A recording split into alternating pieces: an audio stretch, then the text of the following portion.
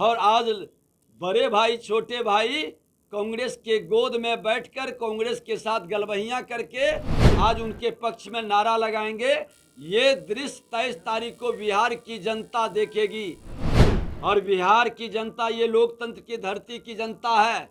इस ऐसी सजा इन दोनों को देगा कि इस बार कांग्रेस राजद जदयू मुक्त बिहार बनेगा। ये बिहार की जनता भी संकल्प ले चुकी है।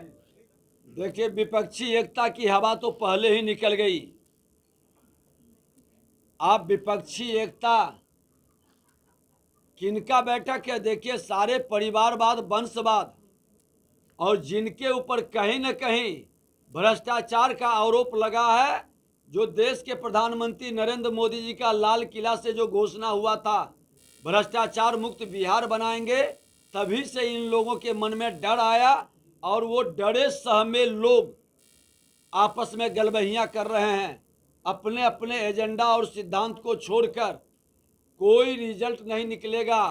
हाँ, कांग्रेस एक कमाल जरूर कर दिया कि जो लोकनायक जयप्रकाश नारायण जी के परम शिष्य बनकर सत्ता के शिखर तक पहुंचे थे, श्रीमान लालू प्रसाद यादव और नीतीश कुमार, वही दोनों शिष्य ने जेपी निवास में शपथ भी लिया था कि जाति विहीन समाज बनाएंगे, भ्रष्टाचार मुक्त राष्ट्र बनाएंगे, कांग्रेस मुक्त भारत बनाएंगे।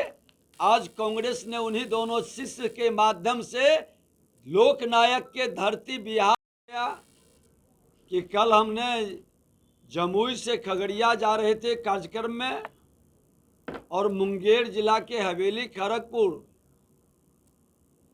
थाना अंतर्गत एक लोगों के जमीन जो 500 वर्षों से उसका खानदानी खतियान था, उसके जमीन पर कब्जा करके घेराबंदी करके और रोकने पर मारपीट किया, जिसकी मृत्यु हो गई। रोड जाम किए हुए था 8 बजे सुबह से। हम जब लौटे हैं 6 बजे शाम तक, लगभग 2-2:30 बजे हम पहुंचे थे। बैठा हुआ था, प्रशासन इतना डरा सहमा है कि कोई एक्शन लेने के लिए तैयार नहीं है। थाना प्रभारी और सीओ का खुलकर मनमानी चल रहा है। ये सरकार पूरी तरह से भ्रष्टाचार का, अराजकता का शिकार है। भ्रष्टाचार का आलम यह है कि आप देखें 1717 करोड़ का पुल पानी में दह गया, 1650 करोड़ का एम्बुलेंस का घोटाला किस तरह से हो रहा है, सरकार से कोई जवाब देने के लिए तैयार नहीं है। कोर्ट के माध्यम से राहत पाने के फेर में लगा है। पशुपतिनाथ डिस्ट्रीब्यूटर प्राइवेट लिमिटेड, इसके डायरेक्टर आपके जदयू के जहानाबाद के एमपी हैं, उनका बेटा डायरेक्टर है, उनके परिवार के लोग उस कंपनी में हैं। पहली बार इस कंपनी को 17 में दिया गया, कोरोना काल के पूर्व, और इसके एम्बुलेंस में एक्सपायरी दवा, लाइफ सपोर्ट नहीं, ऑक्सीजन की व्यवस्था नहीं, एसी नहीं, ये ऑडिटर ने रिपोर्ट दिया है। इसकी कई जिले से आया है, मुंगेर से, भागलपुर से, मुजफ्फरपुर से, समस्तीपुर से, और इतने गंभीर आरोप के बाद पुनः एकल निविदा में इस कंपनी को टेंडर दे दिया गया।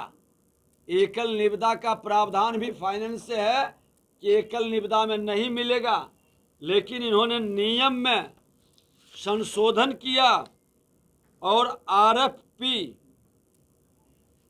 रिक्वेस्ट फॉर प्रपोजल के नाम पर नियम में संशोधन करके इनके टेक्निकल सेल के लोग